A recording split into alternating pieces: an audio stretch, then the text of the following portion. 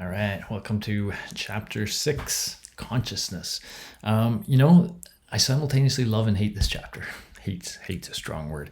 But consciousness was one of the things that a lot of my early research focused on. I told you a little bit about getting into the PhD program at Waterloo. And, during my time there, I was simultaneously doing research related to consciousness and research related to memory. And those were sort of my two main things before I became all about EdTech down the road. So I love the topic of consciousness. The issue I sometimes have, and certainly do in this case, is when it's a chapter in an intro psych textbook, I often feel they throw a bunch of things into the consciousness chapter that aren't really so obviously linked. They all seem to have something to do with the word consciousness, but sometimes they really come at it in different ways, and sometimes the author isn't very clear on the fact that they are kind of coming at it different ways. So I put this right at the beginning of this chapter because I want to give you a bit of a mental framework to think about and then to connect some of the things you're learning to as we go. And so this framework, I'll introduce you to it here, and we may come back to it now and then throughout this chapter and kind of think about, for example, how does sleep, a big part of this chapter is about sleep. What does that have to do with consciousness, and in what sense? And so we'll try to kind of come back and make that clear as we go through. Okay, so let me start here. Psychology. I like to just start with that word, psychology. It's really a mix of two words, psyche, the original Latin psyche, and ology. And of course, ology is the study of. And so biology is the study of biomatter, living matter, etc. Chemistry is this. Why isn't it chemology? It should be chemology. Anyway, you get the idea. So psychology is psyche is an old ancient word. It was often used to refer to the soul. But of course, in ancient times, going back to Descartes and even much further back than Descartes, there was always this connection of soul and mind or consciousness, this sense of who we are. And so psychology, some people call it the study of the mind. Some people, really say it is the study of the soul as it when it started out, but that feels a little bit more like, I don't know, religion or something like that, right? Study of consciousness, early on, it really was more the study of consciousness. And so I want to kind of bring you to that very first psychology lab. So we said Wilhelm Wundt is the guy we describe as the first psychologist because he set up a lab in Leipzig, Germany. A lot of people went through his lab and then went on to set up their own labs. And so for that reason, we call him the first real psychologist. And when you look at his research, Wundt used introspection as his main experimental approach. And introspection was about turning inward and sort of observing what is happening in your mind. So looking into your mind as certain events. So one of his experiments, for example, was just a metronome clicking. And as his trained observers, and they were trained how to do this, as they listened to that metronome, they were supposed to sort of pay attention to what's going on in the mind. What are they seeing, hearing? What feelings are they having? Just to carry on the example, one of the things Wundt found is when the metronome was going fast, these people felt energetic thoughts. When it was going slow, they felt sadder. They literally had a sort of emotional reaction to it. And so he was interested in this conscious experience. What is the experience that certain stimuli provoke? And of course, if you think about that, what we mean by the experience is the conscious experience. What, introspection requires the person to kind of be looking inward. And so it's about what this person is seeing or feeling or hearing and in their conscious existence. And so literally, these first studies were literally studies of conscious experience. And in fact, one of the precursors to psychology proper was something called psychophysics, where they were kind of taking, how physics studies the outside world. Well, psychophysics would say, can we do the same thing with the inside world? Can we try to figure out what rules there are that govern our subjective experiences of reality? So again, psychophysics was kind of focused on our conscious experiences. So that's really what psychology began as, is kind of the study of consciousness. Now, when we do our next chapter on learning, you will see that for a period of time, psychologists believed that consciousness should not be studied as part of psychology. They thought it was too non-scientific, too immeasurable, and therefore had no place in the study of psychology. So there's a period of time when we did not study psychology at all. And then when the cognitive revolution began, so sometime in the 80s when it really took off, 70s, 80s, and into the 90s, the study of consciousness had a resurgence, and it's very strong now. A lot of people are really interested. So I was kind of in on it when it was sort of picking up there again. That was my period as a graduate student. And I found it fascinating. The trick was how to study consciousness and conscious experience in a scientific way with experiments and the like. And in fact, I'm going to tell you about one at the end of this to try to give you a sense of how you can do that.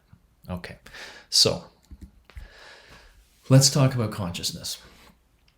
I mentioned that, that a chapter will have, or a book will have a chapter on consciousness, but it really feels like a bunch of different things. That's because the word consciousness is one of these words that has a number of definitions. And people will use these definitions interchangeably, but they actually are pointing to different aspects of that concept. And sometimes they go together and sometimes they don't. And I think it's really important to talk through those different aspects and to be able to think about them concretely so that when we do encounter things, we can kind of understand what sense of consciousness they relate to. So for example, let's look at this first one, the state or condition of being conscious. This is more of the medical thing. You might say, doctor, is the patient conscious? Right? And what they really mean in that sense is are they awake and alert? Are they responsive? Conscious. We kind of, so that's one, so we kind of imagine someone's unconscious if they're in a coma or they're knocked out, or maybe if they're asleep. I'm going to come back to that, maybe not if they're asleep. But when they're awake and alert and paying attention, we call them conscious. So sometimes it's just that, are they awake and alert? This is not really the psychological definition. This is more of a medical definition. Now, we're going to connect things all the way through, but this chapter spends a lot of time on what some people call altered states of consciousness. And so now they really are referring to this notion. They're saying, okay, normally when you're awake and alert, if things feel a certain way, you experience the world a certain way. But every now and then, even though you're awake, you don't even have to be awake and alert. Boys, I have to back off. Every now and then, under certain conditions, you are experiencing the world in a different way. Something changes or alters your consciousness, alters your subjective experience, right? So we're almost a little Wundtian here. It's getting tricky. So, we will talk about sleep as an altered state of consciousness. And, some people might say, well, are you conscious during sleep? Well, probably not for most of it, but what about dreams? Are you alert? Are you, what the heck is that? So you're already seeing that this word consciousness is a thorny word. But some of the stuff, when we talk about altered states, it's really going to reflect to that sense of how you're experiencing the world. And interacting with the world. And there's our normal way of doing that. And then there are certain things, drugs are another example. Hypnosis would be another example. There are certain things that change or seemingly change a person's conscious experience of reality. Okay, so let's put that one there for a second. Let's look at this one.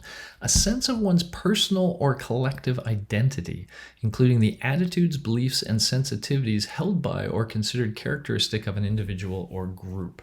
So this is your self consciousness or your self-awareness. This is your sense of who you are. So we all have this weird feeling, and I can get really weird about this. We are a bunch of nerve cells, a bunch of living cells that are all collected together somehow, and there's this skin that holds us all into one body, but really we're just a whole bunch of living entities inside here. But somehow this living entity, the one that's covered in the skin, starts to think of itself as a single distinct living entity. This is Steve. It's kind of weird, right? How all of this stuff kind of suddenly says, okay, we all go together, we're all being grouped together, and we are an individual. And this individual has tastes, has preferences, has beliefs, has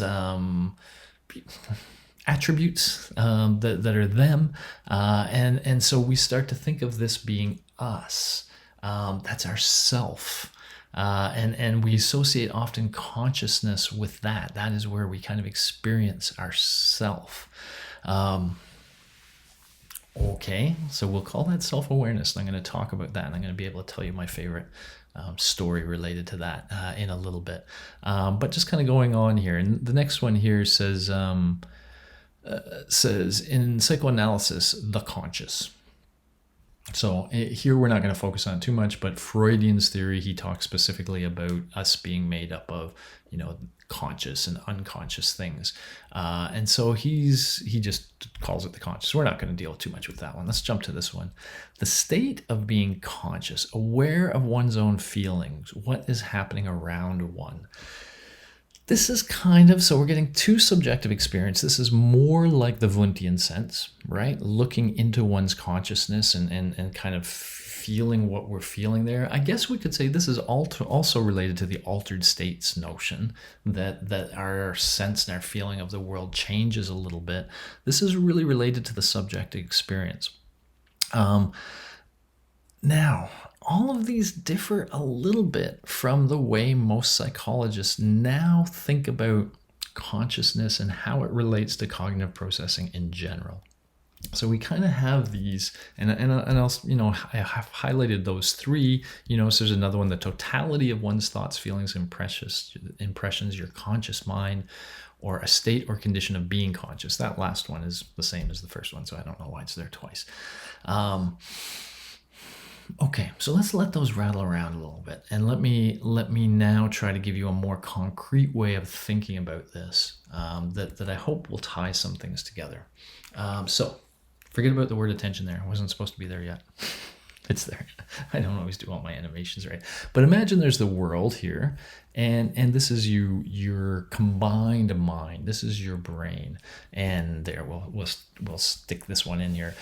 Certain parts of the world you attend to. We're going to talk about attention a fair amount in this chapter. You're going to get into a little bit of it, but I kind of want to relate it to the last lecture I gave you at the end of the last chapter. And so the idea here is that part of the world that you're attending to, that gets special treatment, right? If it's your eyes, you're actually paying attention to it, and it's falling on your fovea, and you're getting very rich detail from that part of the world. Sort of the same idea from other sensory systems. They can tune in to certain parts of the world and get more information. And the idea is whatever you're paying attention to, that's coming into your conscious mind. That's the part of the world you are subjectively experiencing. So the idea of your conscious mind is this is where the subjective experiences are happening, okay? And so when you attend to something specifically, that gets thrown into your conscious mind. What about all the things you're not attending to? Let me follow up here. So once it's in your conscious mind, now the idea is you consider that, you combine it with your goals, and this is where your frontal lobes might be involved. You start to get strategic, and you start to think about what you want to do. So, you're kind of looking out at the world, and you're saying, what are my goals? And is there anything in the world that can help me reach my goals? And you start forming plans and strategies. And so this is the real sort of conscious system that's, attending to the world, getting a sense of what it's seeing out there, making thoughts about it, and then potentially acting. And so I wanted to bring this. I said acts of will. We associate willpower and responsibility with the conscious mind, because the conscious mind is the part of us that's supposed to think things through. It's supposed to consider things like the ethics of certain actions. And so if you do something unethical, let's say you hit somebody in the head for no reason whatsoever, you just didn't like them and you whack them one, we will say you shouldn't have done that, and we're going to hold you responsible for doing that because you knew better. So we're kind of talking your conscious mind, right? We're saying you should have thought about that in your conscious mind before you did it. You should have realized it was the wrong thing to do, and you should have not done it. The fact that you did do it, you are now responsible for your actions, right? So we have this sort of link between conscious attention, what's in our subjective experience, and how that relates to our actions, especially our planned strategic kind of actions, okay? But there's sort of a whole other side to things. What about the parts of the world that you're not attending to? So think Darren Brown now, right? Think of him taking that drive and he's experiencing these things. The brain is seeing these things. They're getting into our unconscious mind. We're perceiving them without being aware that we're perceiving them. What happens to that information? Does it just die? Well, the Darren Brown thing certainly suggests it doesn't, right? It seems like those ideas were floating around, and then when we gave the conscious mind a challenge, come up with this ad, it kind of went to the unconscious mind for ideas. And those ideas had been kind of what we're going to call primed, fed into the unconscious mind. So the conscious mind felt like it was just pulling these great ideas out of it. Oh yeah, there's an idea. It didn't realize that those ideas had been sort of planted by that previous experience. And so this suggests an interesting connection between conscious and unconscious mind here. Now let's go back to that very simple sense of consciousness, being awake and alert. You see, what psychologists think is when we're awake and alert, yes, our conscious mind is active usually, but it doesn't have to be. I'll give you an example of that in a second. But also our unconscious mind is active. So even when someone's awake and alert, we can talk about some of their behaviors reflecting sort of conscious processes and some reflecting unconscious processes. Because even here, things that are in conscious mind, yes, they can, get into the conscious mind, but they can also trigger behaviors, habitual behaviors. And so they both bias consciousness. I'll talk to you more about that in a second. But let's focus on the trigger habitual behaviors. Many of you may have had the following sort of experience.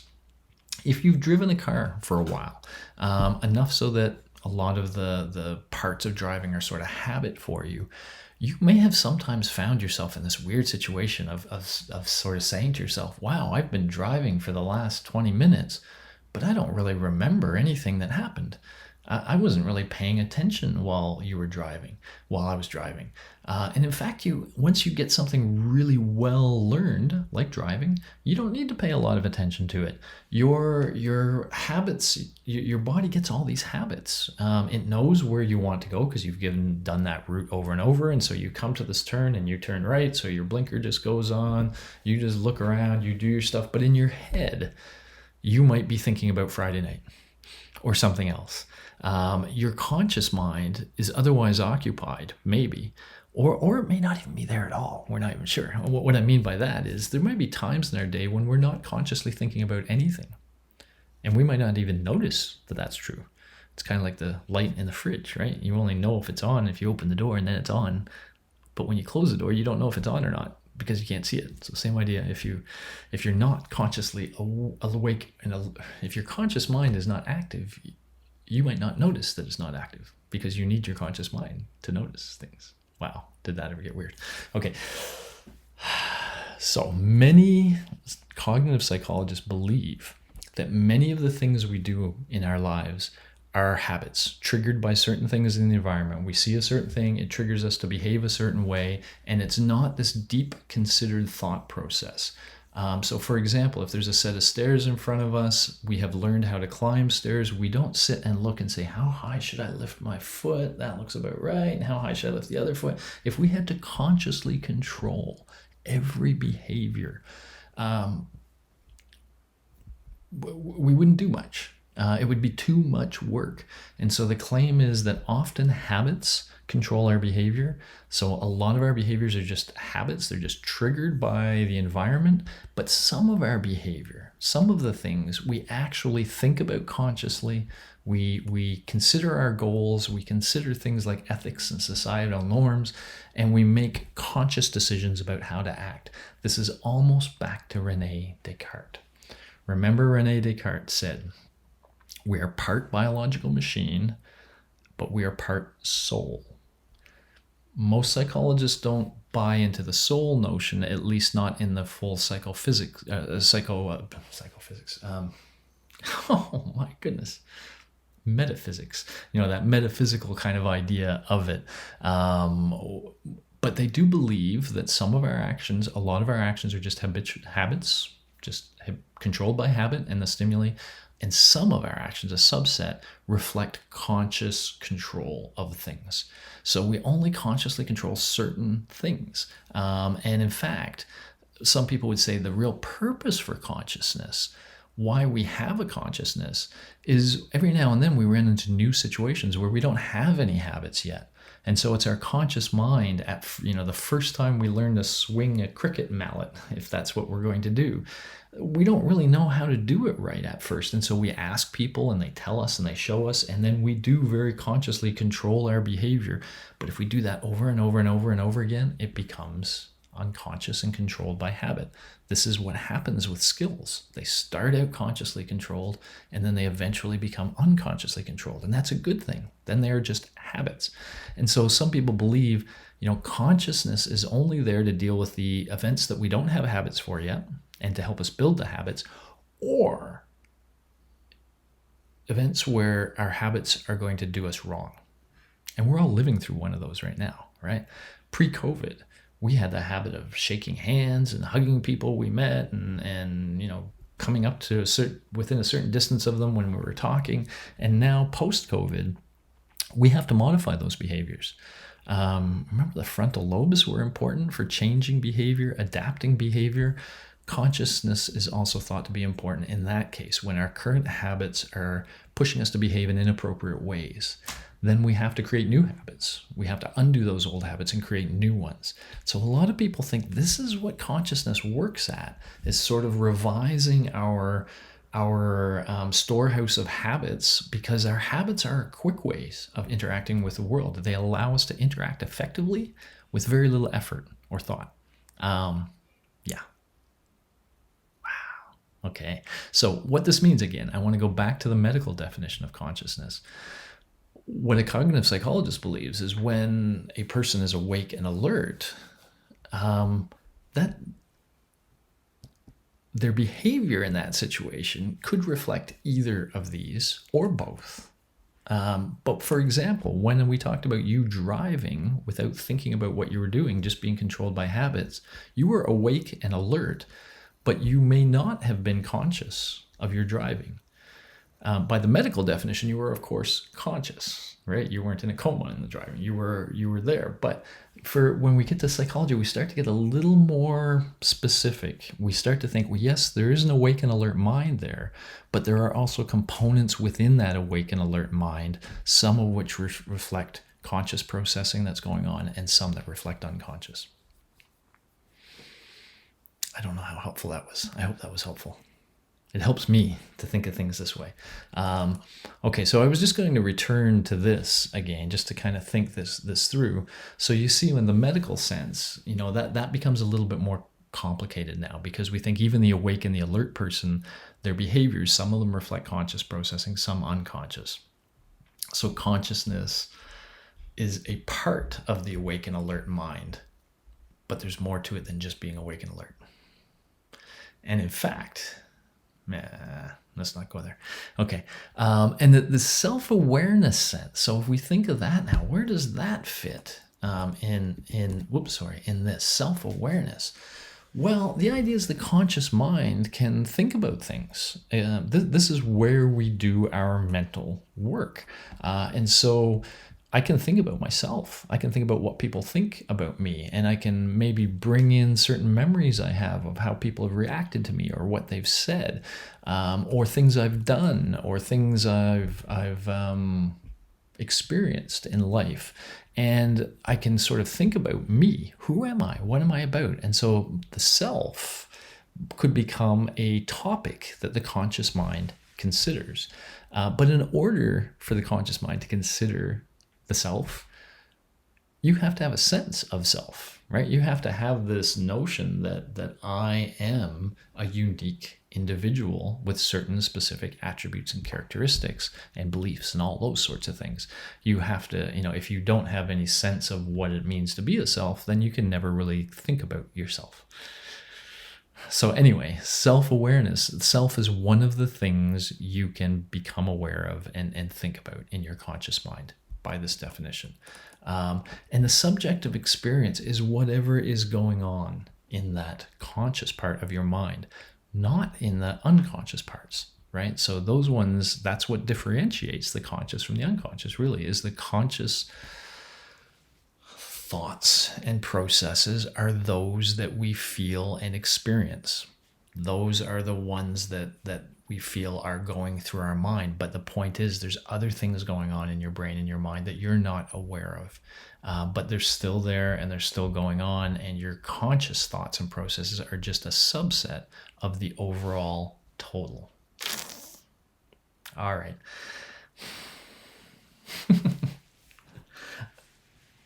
Let's just go boom out of here for now. Okay, so the hope was this will provide some clarification. We'll see if it does or not. As we go through, though, at least we now have a common that diagram that we can think about as we go through and talk about some of the results and things that we're going to come across. And so I hope this gave you a little bit of an introduction. Consciousness is perhaps it's as close as we come in psychology to studying the soul. It is, us. And it's really fascinating, I think, to try to understand how we have come to this sense of ourselves as beings that we think about. We are the actor, the lead actor in just about everything that happens in our mind. What is that mind? What is that all about? It's really fascinating. So let's have some fun. Let's get into the consciousness chapter. I'll shut up for now and I will see you in the next one. Bye-bye.